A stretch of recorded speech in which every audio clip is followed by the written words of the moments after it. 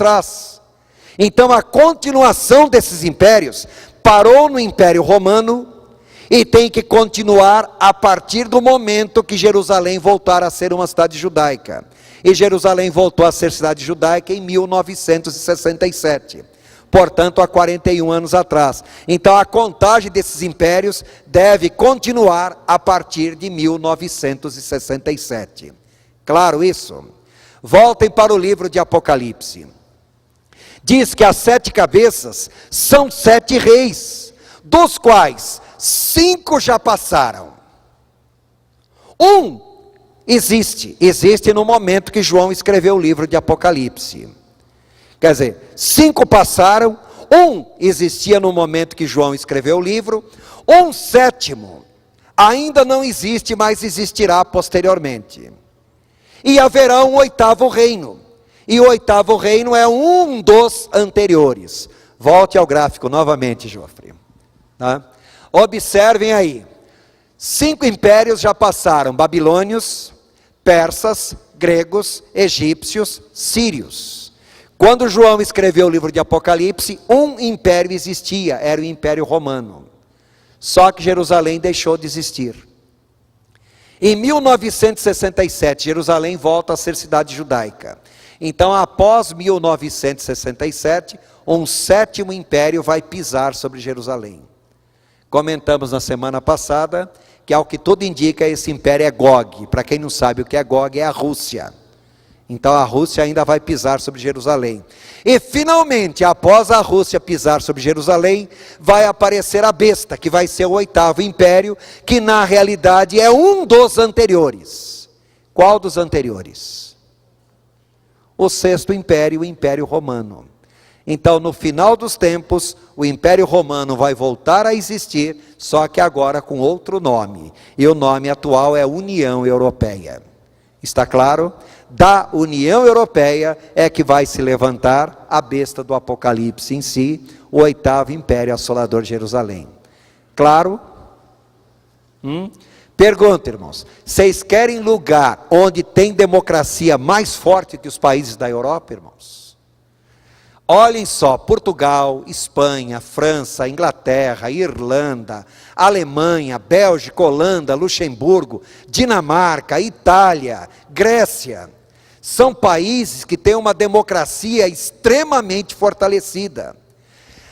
Reparem que, desculpa a expressão que eu vou usar, o povo latino-americano é tão ignorante que elege como presidente uma pessoa como Hugo Chávez, um demagogo. Aí vocês vão falar, isso é coisa de ignorante. Mas vocês não se esqueçam que durante a Segunda Guerra Mundial, pouco antes disso, o povo mais culto da Europa eram os alemães. E eles elegeram democraticamente como líder quem? Adolf Hitler. Não foi um povo ignorante, foi o povo mais culto do mundo na época. Eles elegeram democraticamente Hitler como governante. Hitler é uma verdadeira figura do que vai ser a besta no futuro. Foi eleito democraticamente. O que ele fez? Conduziu o mundo na pior guerra que já houve em toda a história da humanidade.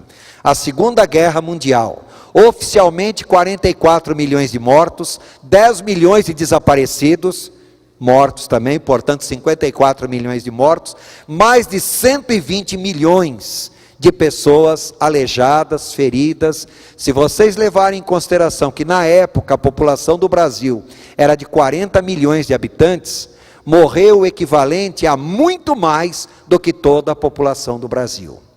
Claro isso, irmãos? Bom, já dá para ter uma noção então do que é a besta do Apocalipse? Na realidade será um império mundial, restauração do antigo Império Romano. Claro? Não pensem que a besta vai aparecer dizendo que é a besta. No livro de Apocalipse, no capítulo 6, diz que quando a besta aparecer, irmãos, ela virá como montada num grande cavalo branco, simbolizando paz. Só que o cavalo é um símbolo de guerra. Então ela virá trazendo paz, mas será uma paz forçada. É o primeiro selo do livro de Apocalipse. A besta instituirá ou assumirá o governo mundial, instituindo um período de paz, mas um período de paz forçada. No meio desse período de paz forçada, a Bíblia ainda fala sobre o segundo selo, que será segundo selo é um cavaleiro montado num cavalo vermelho, dizendo que na realidade haverá guerras generalizadas. Uma pausa.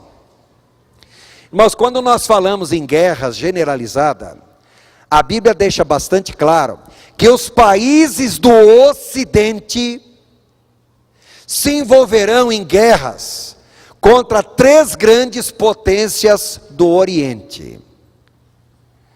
Pergunto, atualmente, existe alguma intriga cultural, religiosa entre o Ocidente e o Oriente? Existe, irmãos? Basta vocês verem o rolo que é tentar conviver com árabes. Irmãos, eu me lembro um dia eu estava no Egito, eu liguei a televisão à noite num canal, como eu não entendo bolhufas de árabe, eu só estava vendo imagem. Então aparece um homem que falava, como eu não entendo nada de árabe, eu não entendi nada do que o homem estava falando. Depois mostra uma moça com o rosto todo deformado, mas o rosto destruído, queimado de ácido. Bom, eu não estou entendendo nada de árabe, só estou vendo as figuras e para mim está tudo bem. No dia seguinte, conversando com o nosso guia lá no Egito, e ele perguntou se porventura nós tínhamos visto o canal de televisão a noite anterior. Eu falei, eu assisti, mas eu não consegui entender nada. Aí ele mostrando aquela moça com o rosto todo deformado, uma moça egípcia, e por sinal o Egito é um dos países árabes onde tem maior liberdade, mais liberdade do que em qualquer outro país árabe. Não é só o Egito, Tunísia também tem muita liberdade. Mas o Egito é um dos países árabes mais liberais que existe. Aí ele explicando que aquela moça, ela, muçulmana, se casou com um italiano católico. O tio dela, indignado porque ela muçulmana casar com um católico é uma blasfêmia, simplesmente jogou ácido no rosto da moça e queimou todo o rosto dela, mas estava queimado mesmo, a ponto de um dos olhos estar até para fora da órbita. A coisa era bem grotesca. E ele explicando, a moça não teve direito a opinião nenhuma, mas o tio dela falou mais de meia hora que ele lavou a honra da família, porque era um insulto uma mulher muçulmana casar com um católico, casar com um cristão. Algo totalmente inadmissível, que muçulmano só lida com cristão se for para converter o cristão ao islamismo. Pergunta, irmão, será que é fácil converter muçulmano? Será que existe uma oposição cultural entre os países do Oriente e os países do Ocidente? Irmãos, se hoje a oposição é grande, ela vai aumentar gradativamente, principalmente depois de um governo Bush, que fez com que o abismo entre Oriente e Ocidente ficasse pior do que já era antes. Bom, mas deixa para lá. O que eu estou querendo dizer para vocês, quando a besta assumir o governo pregando paz aparente, na realidade ela não trará paz nenhuma. O que ela trará será uma guerra generalizada entre o Oriente e o Ocidente. Em consequência dessa guerra, haverá fome e carestia de alimento. E somente as pessoas marcadas com o sinal da besta, que é o número 666, poderão comprar e vender. Bom, eu sei que o nosso horário já está terminando, irmãos, e não vai dar tempo de terminar esse assunto mesmo. O que é o número 666? Porventura algum de vocês tem o número 666? Ou não? Sinto muito informar para vocês, mas a esmagadora maioria de vocês tem. E não sabe. Vocês já foram em supermercado alguma vez na vida? Já viram quando vocês pegam um produto qualquer, tem um códigozinho de barras? Já olharam aquele código de barras alguma vez? Prestaram atenção nele? Observe que aquele código, irmãos, tem várias barrinhas verticais. Debaixo das barrinhas tem uma sequência de número. Vocês podem observar que as duas barrinhas da esquerda são compridas e finas, mais compridas que as demais. As duas da direita também são compridas e finas. E mais ou menos no meio tem duas barrinhas compridas e finas também. Todas as barras têm número embaixo, menos essas 6 barras. Aquelas duas barrinhas compridas e finas do código de barra é o número 6. Então o que vocês têm ali? 6 na ponta, 6 no meio, 6 na outra ponta. A primeira sequência de número nada mais é do que um código de fabricante. É um código para controle de estoque, controle de comércio, de produto. Aquilo ali, irmãos, não tem nada a ver diretamente com o número da besta. A segunda sequência do número é uma codificação do produto. É um código praticamente internacional, aceito em tudo quanto é lugar do mundo. Imagine vocês irem no Carrefour fazer uma compra enorme. Passo com aquela compra. Já pensou se a caixa fosse digitar cada um dos produtos ali?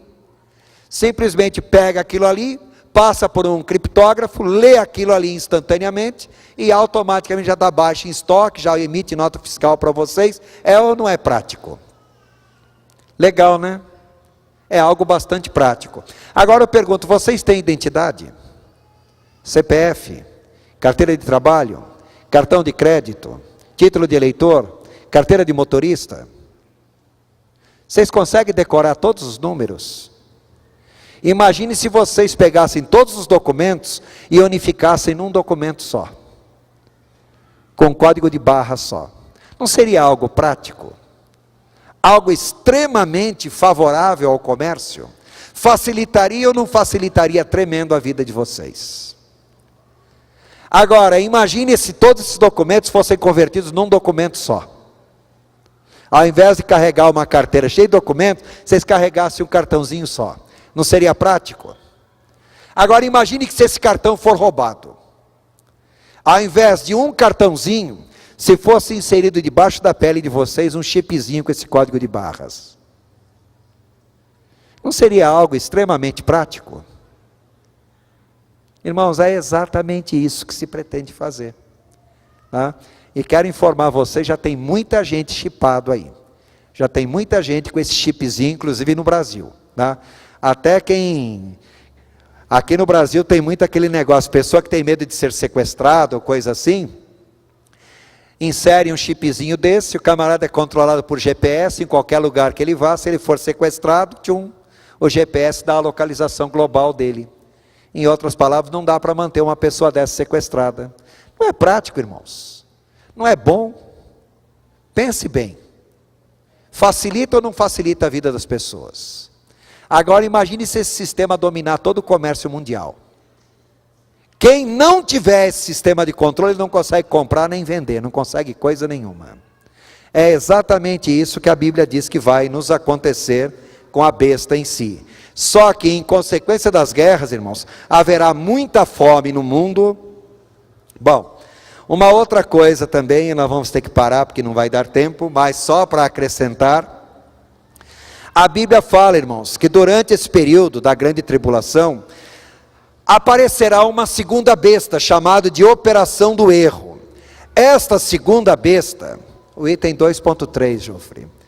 A segunda besta, a operação do erro, irmãos, será um judeu que se levantará em Jerusalém, pregando uma grande religião mundial. Esse judeu, irmãos, vai fazer com que todo mundo passe a adorar a primeira besta. A primeira besta é uma organização política e o líder dessa organização política. A segunda besta será uma grande organização religiosa e o líder dessa organização religiosa. Irmãos, o nosso povo hoje crê em tudo, irmãos. Olha, é só aparecer um maluco qualquer, ensinando alguma seita, algum absurdo, alguma heresia. Irmãos, tem um monte de gente que segue atrás. Tem ou não tem? É exatamente isso que nós vivemos. Agora imagine, no mundo, uma pessoa que porventura apareça e consiga realizar milagres aos olhos das pessoas. Hoje em dia todo mundo quer milagre. Irmãos, nunca se teve tanto remédio para curar tantas enfermidades como se tem hoje. E ao mesmo tempo nunca se descobriu tantas enfermidades que ainda não tem cura como nós vemos hoje. E qual de vocês, se tiver um câncer que não tem cura, gostaria de uma cura instantânea? Imagina que de repente alguém tenha o poder de facultar essa cura para um monte de gente. o poder de realizar milagres. Vai realmente convencer muita gente e vai acabar criando uma grande religião mundial. E nessa grande religião mundial, muitos acabarão seguindo a besta. Só que, irmãos, durante esse período da grande tribulação, o que nós temos que entender, que haverá muita pessoa sincera, fiel ao Senhor, que não se deixará enganar por isso. E as pessoas perceberão toda essa cilada do inimigo preparado na vida delas. Muitas dessas pessoas não seguirão a besta em consequência disso. Eu pergunto, qual de vocês, crentes, nunca enfrentou um debate teológico com alguém? Tem ou não tem dado um momento, irmãos, que irrita a pessoa que segue uma heresia? Dá até vontade de calar a boca da pessoa ou convencer a pessoa a tapa. Já passaram por experiência desse tipo? Já passaram por experiência de alguém tentar convencer vocês a tapa? Agora imagine a besta, um grande líder mundial, convertendo todo mundo na sua religião, e vamos supor que alguns de vocês que aqui estão, fiquem para a grande tribulação, sabendo que aquilo é a grande tribulação, que a besta é o engano e vocês não quererão seguir a besta. Pergunto, já que vocês não se curvam a ela, ela vai tentar argumentar, vocês não se curvarão. Bom, já que vocês não se curvam, qual é a melhor maneira de acabar com a oposição? É eliminar os opositores. Então, aqueles que ficarem para a grande tribulação e quiserem ser salvos, terão que provar a sua salvação passando pela morte. E não vai ser nada agradável. Hoje, nós somos salvos pela graça mediante a fé, na grande tribulação. As pessoas também serão salvos pela graça mediante a fé, mas terão que provar a sua fé morrendo, por amor a Cristo. Então é melhor aceitar Jesus hoje como Salvador. Amém, irmãos? Irmãos, era para ter parado às 21 horas, o nosso tempo passou, não vai dar para continuar. Eu pediria para vocês, peguem esse esboço, deem uma lidinha nele, leiam essas referências bíblicas que tem aí, e nós vamos continuar esse esboço na semana que vem. Claro isso a todos? Irmãos, mais uma coisa. Muitos dos irmãos me procuraram pedindo essa apostila que eu estou usando, irmãos. Bom, infelizmente, não dá para todos.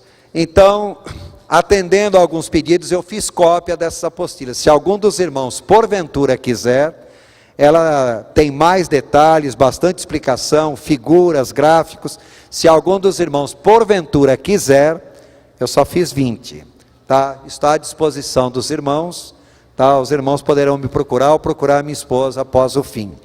E eu pediria para vocês, peguem esse esboço, leiam com bastante atenção, porque nós vamos passar rapidamente nesse assunto na semana que vem. Amém? Vamos orar ao Senhor?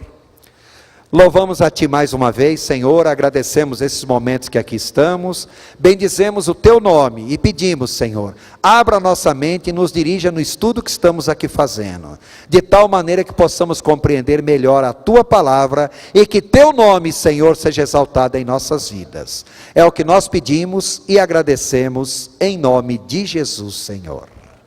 Amém. Que Deus abençoe a todos.